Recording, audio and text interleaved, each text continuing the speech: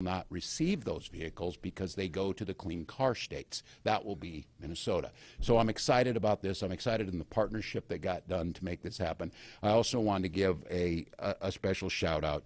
We've got folks here from MPCA, but there's clearly one person who is not with us, and that was the person who was instrumental in making this happen in Commissioner Bishop.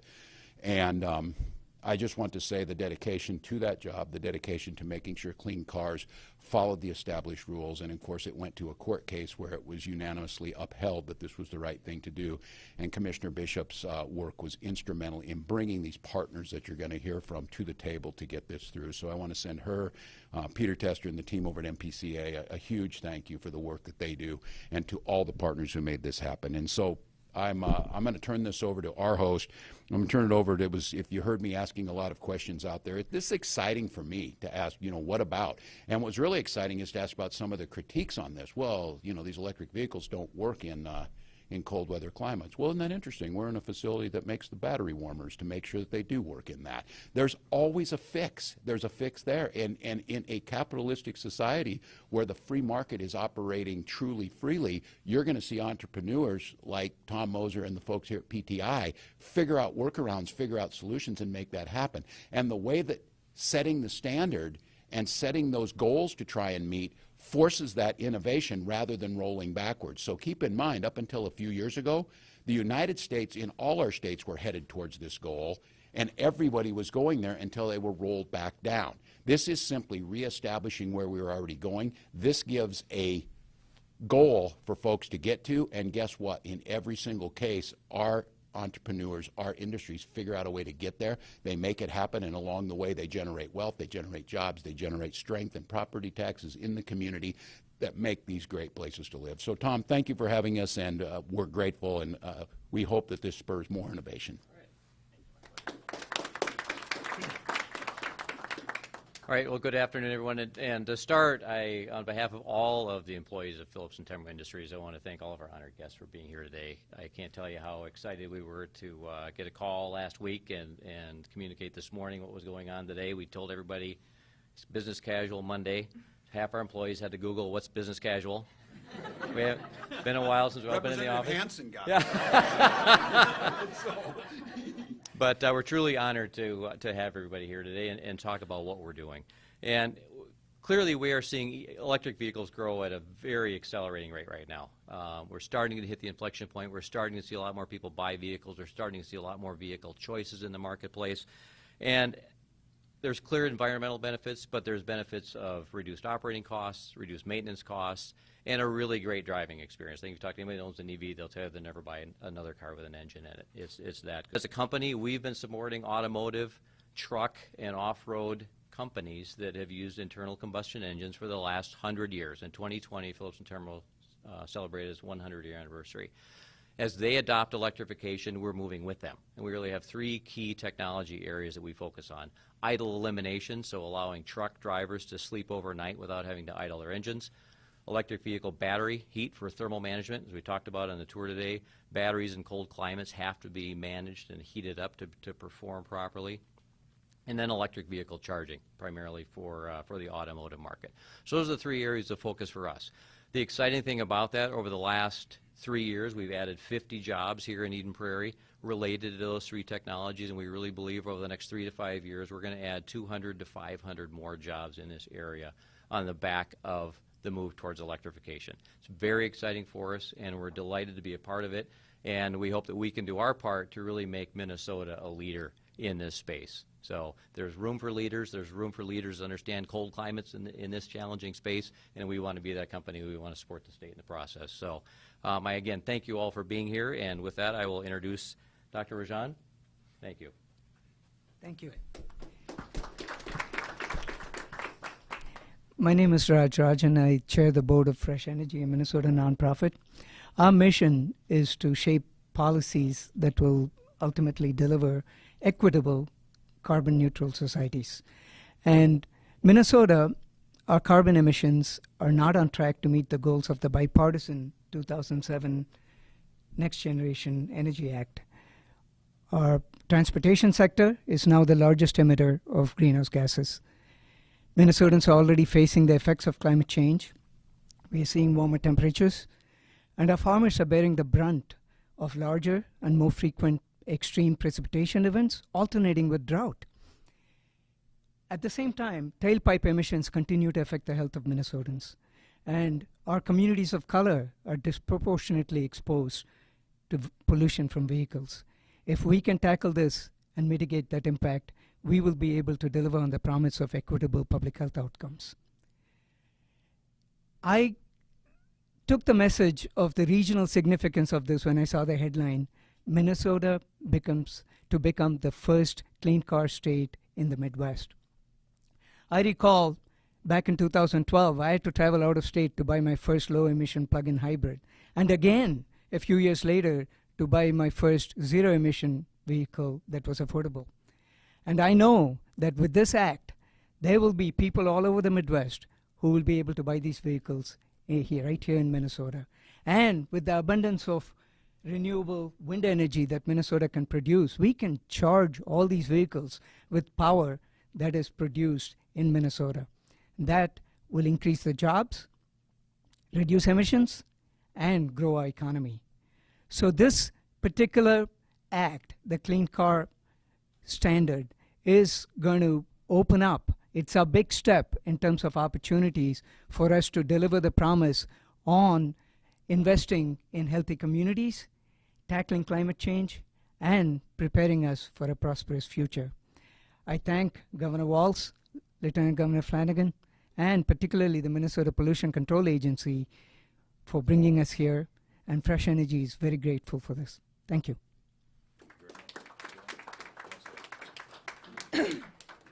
My name is Doran Schrantz. I'm the Executive Director of Isaiah.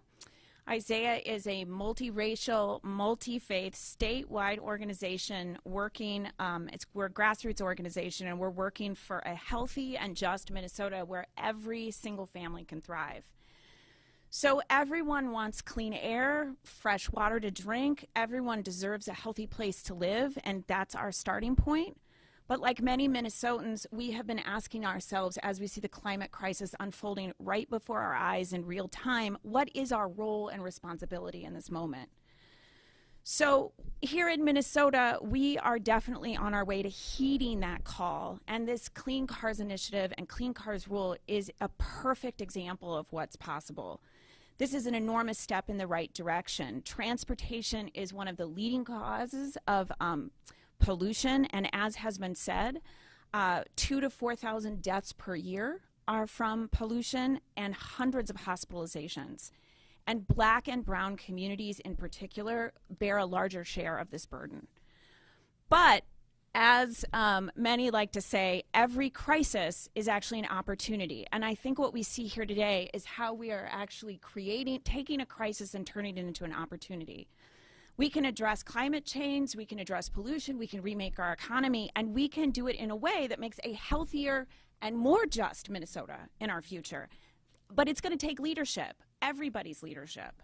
So we deeply thank Governor Walz and the Walz administration and all of the organizations that stepped forward to take this huge action in our state. But I also want to shout out all of the Minnesotans themselves who stepped up to the plate to heed the call. So from St. Peter to Bemidji, from Winona to Moorhead, from North Mankato to North Minneapolis, thousands of people commented on the Clean Car Rule, approximately 14,000 to be exact. And what might be less visible is people went out there and talked to their neighbors and friends and parents at school about the opportunity that was really in front of us and how Minnesota has a chance to lead. So we think that we have an incredible future in front of us, but it's going to take this kind of leadership from all sectors to turn this crisis into an opportunity and make Minnesota better for everybody. Thank you. Well done. Governor, I just saw you looking at your watch there, and so I'm going to cut my comments. I'm going to cut this down. When your 14-year-old texts, you look. I'm going to cut this down to 20 minutes. I'm I just want to welcome everyone to Eden Prairie. We are so fortunate, Tom, that you have not only chosen Eden Prairie, but you continue to choose to stay here. We're really excited about the additional employees that will be hopefully employed in the years to come. And Governor, thank you for prioritizing both Phillips and Timrå. Got to keep that memorized. It's right over your head in case I forget. And also Eden Prairie for being here. We appreciate that. Eden Prairie just is, as you know, I think, on the cutting edge of EV technology and goals for the next decade, really. I believe, and you can fact check me on this, I think we're the first and maybe only city so far to have at 2030 a goal that we would have 100% of our city fleet be EV. And we're actually, thank you, we're actually acting on that. Every year we replace whatever 7 or 8 vehicles, just normal every 7-year replacement. And now that our staff choose electric first if the vehicle is available. Maybe dump trucks are not yet, but they will be. And as you know, last week we are the first, I believe, in the state to have an electric police car, which all of our police officers are fighting over to drive. It's about the fastest thing out there on the road. So it's a Tesla, and we're so proud of that. So again, thank you, Governor, and Tom for, again, really helping Eden Prairie get ourselves on the map, at least, and really reach our goals. We have 2 state senators that represent Eden Prairie, Steve Swazensky. And I'm going to introduce, he's not here, but our other senator who is the one that does show up. I'll tease SWAT on that later. Senator Franson, thank you for being here. Thanks for all you do. Thank you, Mayor Case. And for those of you who don't know, Senate District 49 encompasses part of Eden Prairie, Minnetonka. We have not just Edina and Bloomington, but also we have Tesla and companies like yours and Phillips Timrå. So it's so exciting to be able to be here today. I am fresh off the plane from Puerto Rico, where my family's from, and I was traveling with my 6-year-old son in my gas minivan that I rented that had really bad mileage. I now drive a hybrid minivan on the way here. Love my 36 miles per gallon. But he noticed as this big truck had a huge cloud of black exhaust coming from the diesel engine, and he said, this is a 6-year-old, Philip, said, well, luckily, Mama, look at that. Luckily, there are trees that can clean that up. And I was just like, I did not teach him that. I'm glad he's learning that. But obviously, I support that vision of cleaning our air and making sure that we have a better generation, a better planet for our kids in our future. And even the little kids get it. They understand what we're doing, and they see a brighter and cleaner future. And things like this, technology, innovation, are what's going to get us there. Before coming to the legislature, I was a lobbyist at Target, and I remember, a lot of the criticism of this rule was, oh, it comes from California, it comes from that state, so liberal, so radical.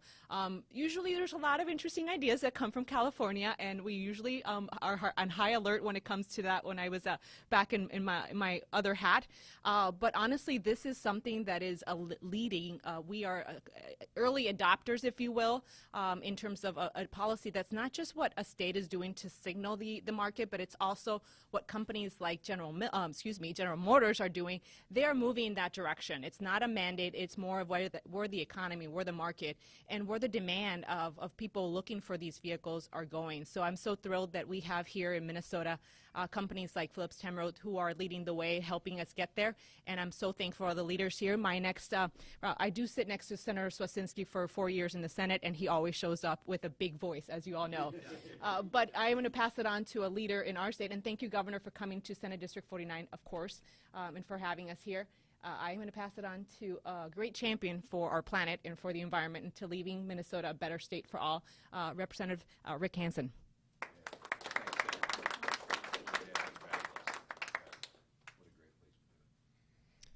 They said casual would be okay.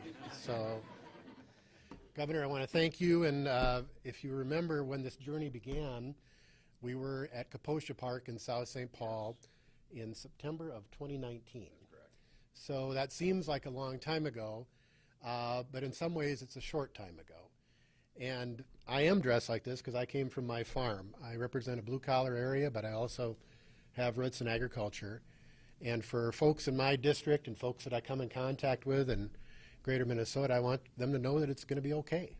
This is going to be okay. That's right. That everybody, people who are dressed like me, are going to be able to use EV, not just everybody who's in suits. We're all in this together. And I was talking to my son, 17 years old, and over the weekend he said, addressing climate change, he goes, "What's it going to take? The sun is blotted out from the sky." It's a biblical sign, you know, it's almost like a biblical sign. We have to do things. And Governor, as you know, this was very difficult. There's a reason it took all this time from 2019. Unprecedented opposition to this happening. And I want to give a shout out to a former Commissioner Bishop who took a lot of heat, I guess I would call it, throughout this and paid the ultimate price with her job for making this happen. But at the end of the day, this is going to benefit everybody. And whether we have some scars from this, whether it was difficult, whether it was challenging, it is worth it. It is worth it because it's an important step. And it's an important step that we will look back on and say, it was worth it.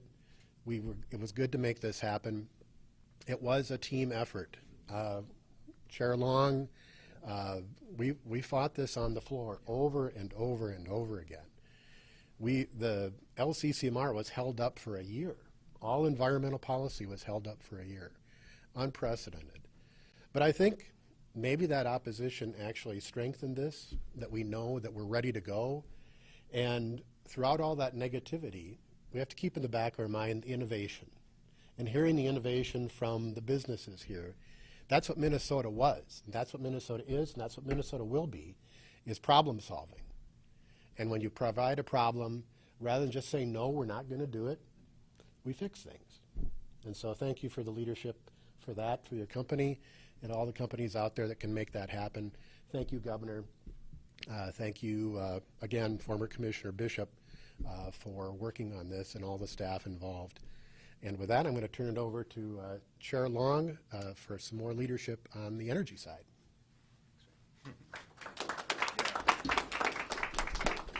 Well, thanks everybody so much. It's so exciting to be here and to see such a great company and all the jobs that are being created in this new and emerging technological space. So I chair the Climate and Energy Committee in the Minnesota House, and we had an electric vehicle day where we just talked about electric vehicles. And we had the auto manufacturers come in, they're a national association, and they said the future is electric.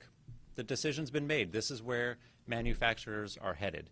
And you can see that with the announcement from General Motors that by 2035 they're going all electric, with the Ford Motor Company already having rolled out the electric Mustang, rolling out the F-150 Lightning pickup truck.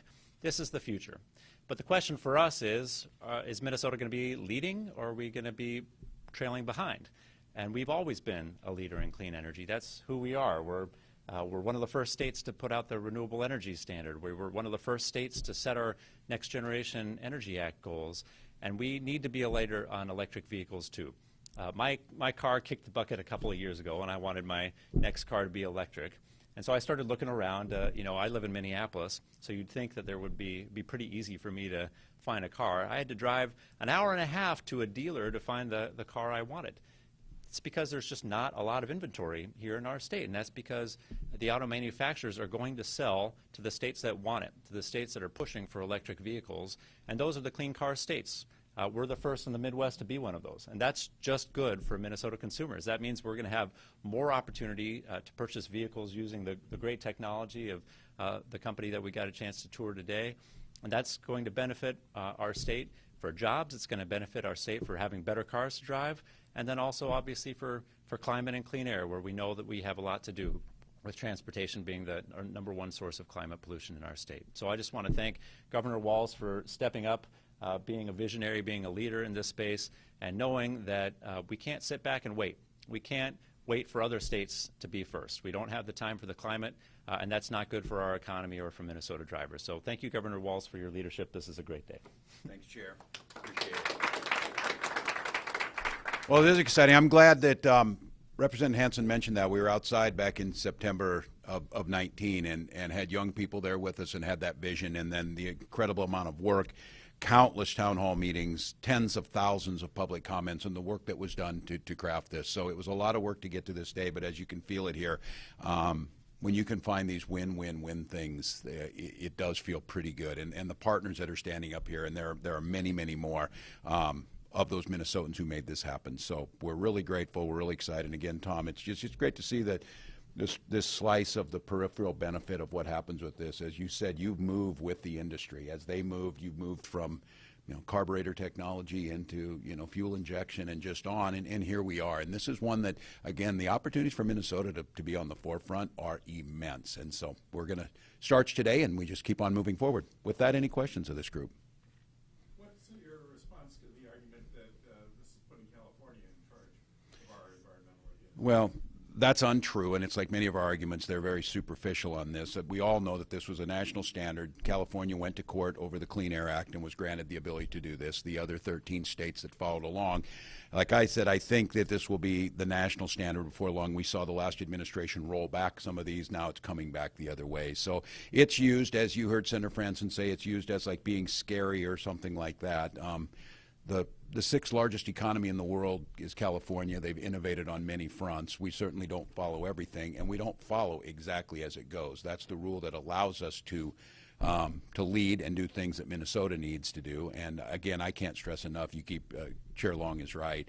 This is being led by business. This is being led by the manufacturers. This is being led by market demand, by folks who know we got to clean our economy and that these EVs are the way to go. And the thing that we as the price point continues to come down, as we get more market saturation, long-term costs of owning EVs are much less. And so you see in these states that have it that they are saving immense amounts of money.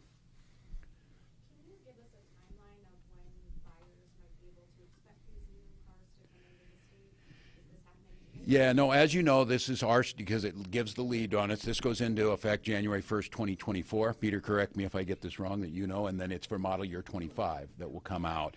And I don't know, and this is where I would turn to maybe some of the experts on this. One of the things is when you make a move like this, we're sending the strong signal to folks to get ready and the market to get ready for this. And so whether manufacturers, again, they meet their demands in the states where they have it. I think the example I used is there's about 16 different models, if you can find them, are available in Minnesota. In clean car states, it's above 40 different models, and that will continue to increase. So I would hope we would start to see that as this starts to move forward, that manufacturers start getting on the ground here, starting to put those out. And again, I would remind Minnesotans, if you are not in the market to buy an EV, although 70% of Minnesotans, when surveyed, said they are interested in finding out more and doing that.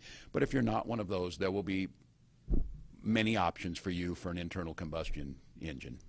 So we hope in the near future, but it'll go into that model year 25 is where it becomes the law. Have you ever driven in an electric car? And for people that haven't, how might you describe it? I've driven in one, and I would say what I think of it. Yeah. Well, it is the first thing you notice is the quietness of it, the lack of instrumentation. My brother-in-law has one. And I think for me, the torque that they provide, how quickly they accelerate. And I say this as an old gearhead who had the old Camaros, and we were always trying to get them to go a little bit faster. There's no comparison. I think Tom is right. The experience is pretty stunning. The comfort of them, the quiet, the acceleration, and then driving. I think, folks, the charging capacities and what you're seeing here, I think, Tom, correct me if I'm wrong on this, the ones that you say will be available in restaurants and in not the great big rapid charger, but these, you get about 30 miles of drive for an hour of charge. So overnight you can recharge the whole thing. So my experience has been incredible. I mean, we're having this discussion at my home about getting on the F-150 list. So I'm still I'm working that, but they're fabulous. It's a joint decision at our house, so I think we will.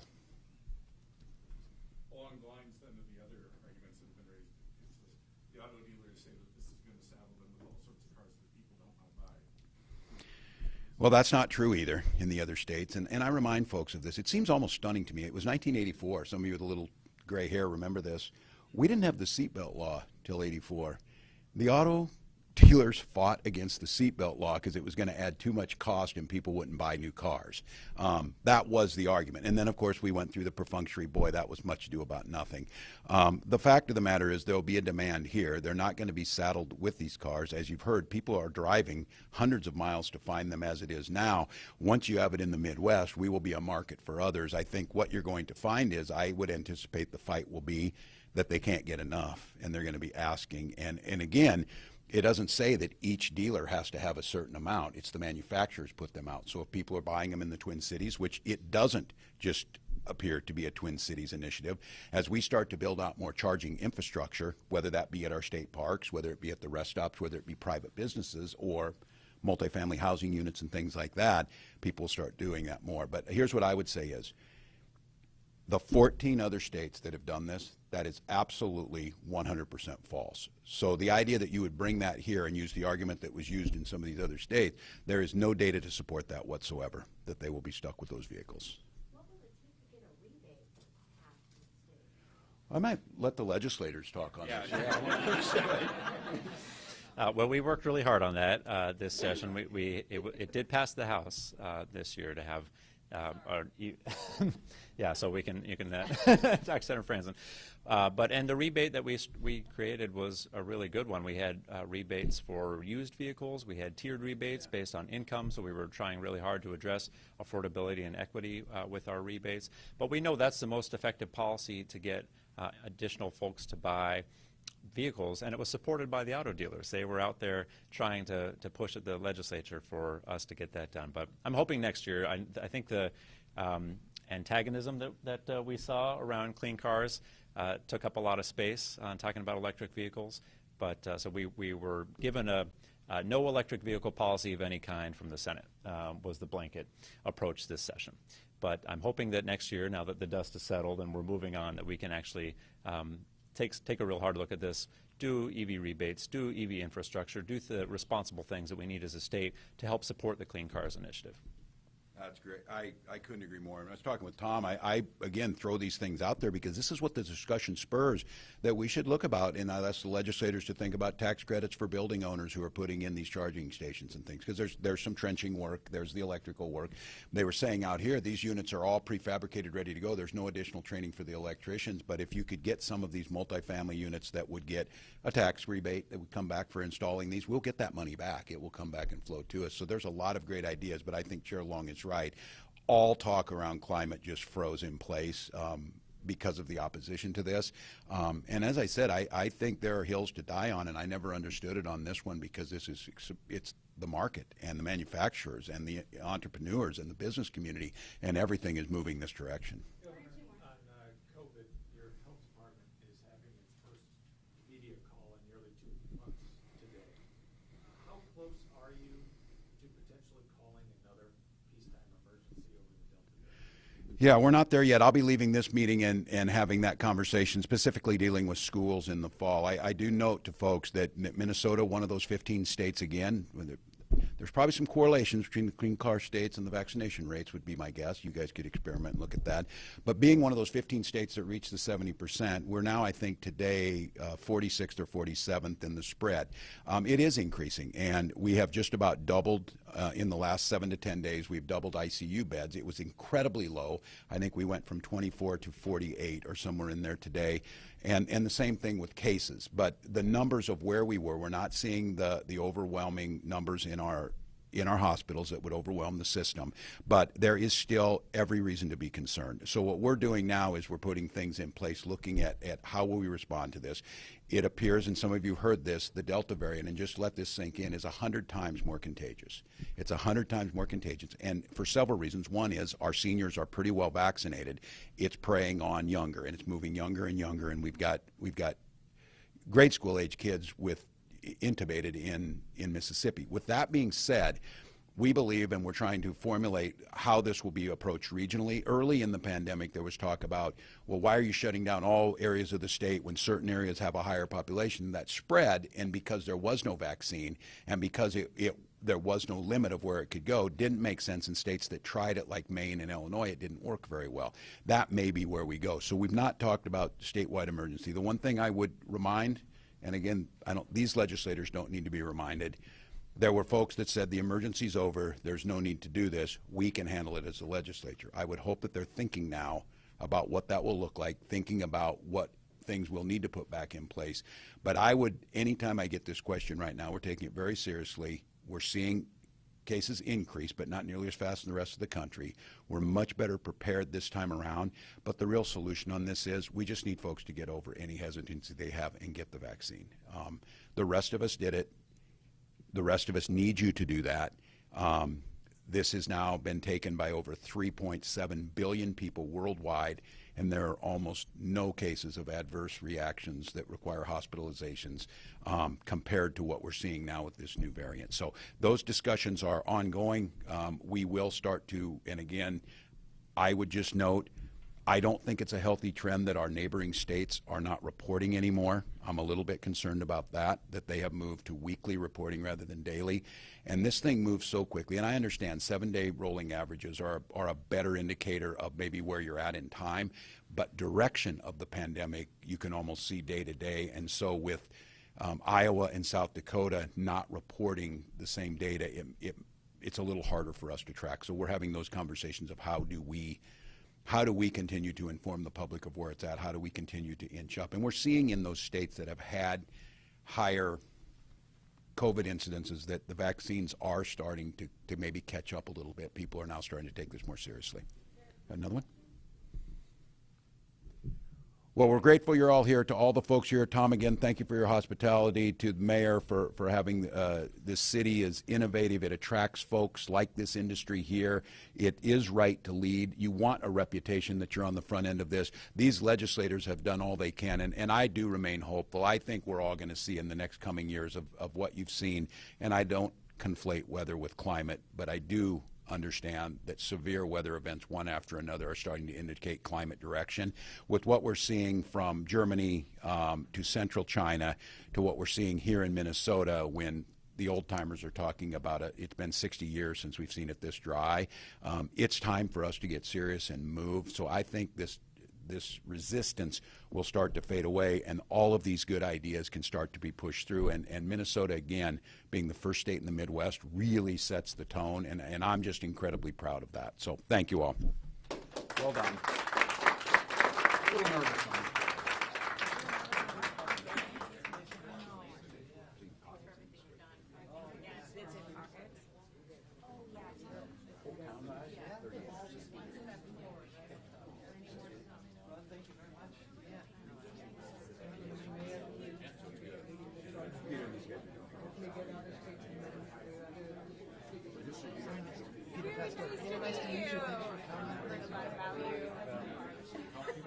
Perspective on this.